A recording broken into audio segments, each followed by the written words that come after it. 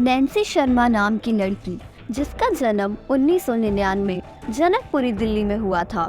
Nancy Sharma एक बहुत ही खुश मिजाज लड़की थी।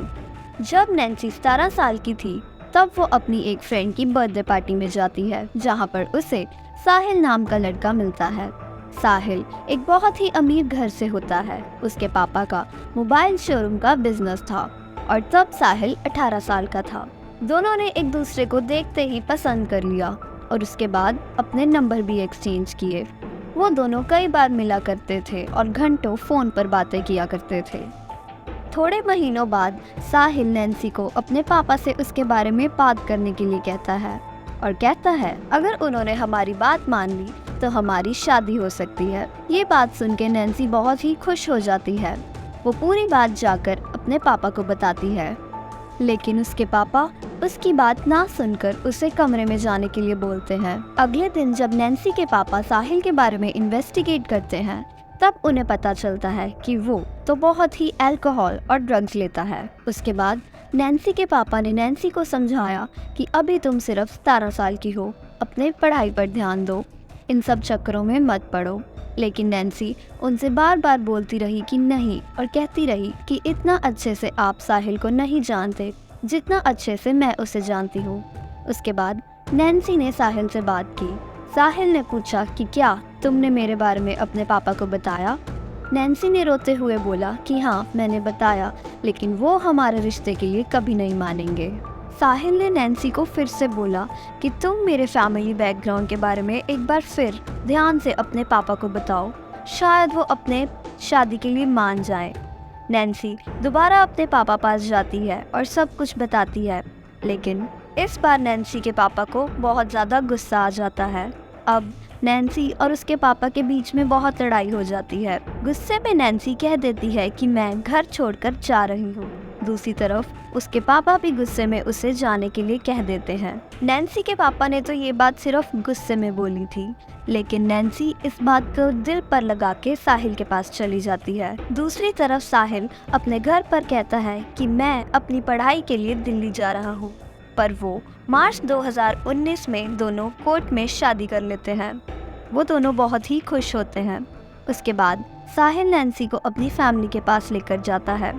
उसकी फैमिली को नैन्सी बिल्कुल भी पसंद नहीं आती, पर वो उसे एक्सेप्ट कर लेते हैं क्योंकि साहिल ने अपनी फैमिली से प्रॉमिस किया था कि वो अपने पापा का बिजनेस आगे बढ़ाएगा। इसलिए वो कहते हैं कि तुम दोनों अपनी शादी दोबारा 27 मार्च को अच्छे तरीके से कर लेना। उसके बाद नैन्सी ने अपनी बहन की हेल्प से अपनी फैमिली को अपनी शादी का इनविटेशन भेजा और जब 27 मार्च को उनकी शादी हुई तो नैन्सी की फैमिली से कोई भी नहीं आया और ये बात साहिल के पापा को ठीक नहीं लगी। शादी के बाद साहिल और नैन्सी एक साथ नए घर में रहने लग पड़े। उन दोनों के लिए सब कुछ सही चल रहा था, लेकिन ये ज़्यादा समय तक नहीं रहा। शादी के बाद वो दोनों वैसे नहीं रहा करते थे जैसे वो पहले रहा करते थे। उन दोनों में अब थोड़ी थोड़ी लड़ाई होने लगी। साहिल ज़्यादातर घर से बाहर ही रहा करता था। नैन्सी और साहिल में बहुत ही कम बात हुआ करती थी, जिस वजह से नैन्सी अपनी फैमिली को कॉल किया करती थी और उधर से वो भी उसके साथ थोड़े थोड़े नरम होने लग गए थे। इसके बाद नैन्सी ज़्यादातर अपने घर वालों से ही बात किया करती थी, लेकिन उसने साहिल की कोई भी बात अपने घर वालों को नहीं बताई थी। नैन्सी अपनी बेस्ट फ्रेंड से भी बात किया करती थी, चैट्स के थ्रू भी, और हफ्ते में 2-3 बार कॉल भी कर लिया करती थी। नैन्सी ने अपनी दोस्त को सब कुछ बताया हुआ था जो उसके घर में चल रहा था, साहिल से लड़ाई के बारे में भी। 20 सितंबर को नैन्सी की बेस्ट फ्रेंड को नैन्सी का कॉल या मैसेज आए हुए 4-5 दिन हो गए थे, तो जब उसने उसको मैसेज किया उसको आगे से कोई रिप्लाई ना आया, जिस वजह से उसने उसको कॉल किया, लेकिन कॉल भी कनेक्ट ना हो पाया। ये होने के बाद नैन्सी की दोस्त ने साहिल के फ़ोन पर भी कई फ़ोन किए, लेकिन वो फ़ोन भी नहीं लगा।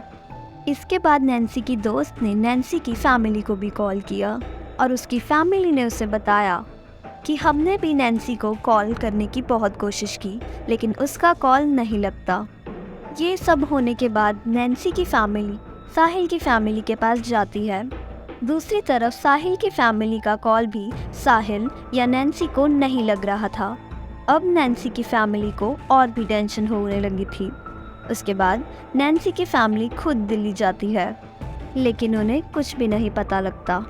अचानक से साहिल की फैमिली को साहिल का कॉल आता है और वो बताता है कि 11 सितंबर को मैं और नैन्सी लॉन्ग ड्राइव पर गए थे, लेकिन नैन्सी ने कहा था कि मैं कुछ शॉपिंग कर आती हूँ, तब से ही वो मिसिंग है। ये सुनकर नैन्सी की फैमिली बहुत ही ज़्यादा स्ट्रेस में आ जाती है। नैन्सी के पापा नैन्सी की बेस्ट फ्रेंड को कॉल करते हैं और उससे पूछते हैं कि बेटा, तुम्हें नैन्सी के बारे में जो भी पता है हमें सब कुछ डिटेल में बताओ। ये सुनकर नैन्सी की बेस्ट फ्रेंड को भी टेंशन होने लगी थी। उसने सब कुछ डिटेल में नैन्सी के पापा को बताया कि उनके घर में शादी के बाद से ही लड़ाइयाँ शुरू हो गई थी। इसके बाद नैन्सी की बेस्ट फ्रेंड ने वो बात बताई जो नैन्सी ने उसे मैसेज के थ्रू बताई थी। नैन्सी ने उसे ये बताया था कि अगर मैं कभी कांटेक्ट से बाहर हो जाऊं तो मेरी फैमिली को इन्फॉर्म कर देना, और इसके पीछे साहिल का ही हाथ होगा। और इसी के साथ नैन्सी ने अपनी एक रोती हुई फ़ोटो भी भेजी थी। ये सारी बात नैन्सी के पापा अब पुलिस को बताते हैं। पुलिस साहिल को अरेस्ट करके ले जाती है, लेकिन साहिल वहाँ भी सेम बात बोलता है कि हम पानीपत जा रहे थे, लेकिन नैन्सी ने कहा कि मुझे शॉपिंग करनी है, पर तब से ही वो मिसिंग है। इसके बाद भी पुलिस ने साहिल से कई सारे सवाल किए, लेकिन साहिल हर बार एक ही बात बोलता रहा। उसके बाद पुलिस ने बहुत ही डीप इन्वेस्टिगेशन कर ये पता लगाया कि साहिल झूठ बोल रहा है, क्योंकि साहिल ने बोला था कि नैन्सी दिल्ली में ही गायब हो गई थी, लेकिन जब नैन्सी की फ़ोन की लास्ट लोकेशन चेक की गई तो वो पानीपत की थी। ये सब सामने आने के बाद साहिल ने पुलिस के सामने सच बोल ही दिया। साहिल ने बताया कि 10 सितंबर को मेरी और नैन्सी के बीच में बहुत लड़ाई हुई थी, तो मैं गैराज चला गया, जहाँ पर जाकर मैंने अपने दोस्तों के साथ मिलके साहिल और शिवम के साथ मिलकर एक प्लान बनाया। अगले दिन साहिल नैन्सी के पास जाकर सॉरी बोलता है और पूछता है कि क्या तुम मेरे साथ पानीपत चलोगी, मुझे कुछ वहाँ पर बिजनेस का काम है। तो नैन्सी भी सॉरी बोलकर उसके साथ जाने के लिए तैयार हो जाती है।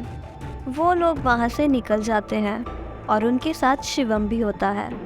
पहले तो नैन्सी को शिवम का साथ आना अजीब लगा, लेकिन फिर उसने सोचा बिजनेस ट्रिप से कोई काम होगा।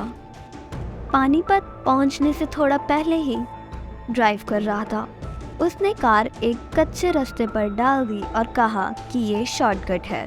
साहिल ने बोला चलो ठीक है, लेकिन इस रास्ते से तुम जल्दी बाहर निकल जाना, पर वो सिर्फ एक ड्रामा कर रहा था। थोड़ी आगे जाकर शिवम ने कार रोकी और कहा कि मैं 5 मिनट तक आता हूँ, और उसके साथ साहिल भी चला जाता है। और उस वक्त नैन्सी कार में अकेली थी। कुछ वक्त बाद साहिल और शिवम भाग कर आते हैं। शिवम नैन्सी के हाथ पकड़ता है और एकदम से ही साहिल नैन्सी के सिर पर गन रखकर शूट कर देता है, जिसके कारण नैन्सी की वहीं पर डेथ हो जाती है। जब पुलिस ने नैन्सी की बॉडी ढूंढी तो उन्हें वो जंगल में 1 किलोमीटर दूर पानीपत से मिली। जब पुलिस ने नैन्सी की मौत के पीछे की कार्रवाई की तब उन्हें 2 वजह मिली। एक वजह जो नैन्सी के परिवार ने दी। नैन्सी के पापा का कहना ये था कि साहिल ने नैन्सी को इसलिए मारा ताकि वो और लड़कियों के साथ संबंध बना सके। दूसरी ओर साहिल की फैमिली का कहना ये था कि शादी के बाद नैन्सी के खर्चे बहुत बढ़ गए थे, जिसकी वजह से उन दोनों में लड़ाई होती थी और साहिल से ये बर्दाश्त नहीं होता था, जिस वजह से साहिल ने नैन्सी को मार दिया। इस केस के साहिल और उसका दोस्त शिवम दोनों ही अरेस्ट हो गए थे और यहीं ख़त्म हुआ साहिल और नैन्सी का केस। आपका इस केस के बारे में क्या कहना है कमेंट्स में ज़रूर बताएं और वीडियो को लाइक, शेयर, सब्सक्राइब करना ना भूलें।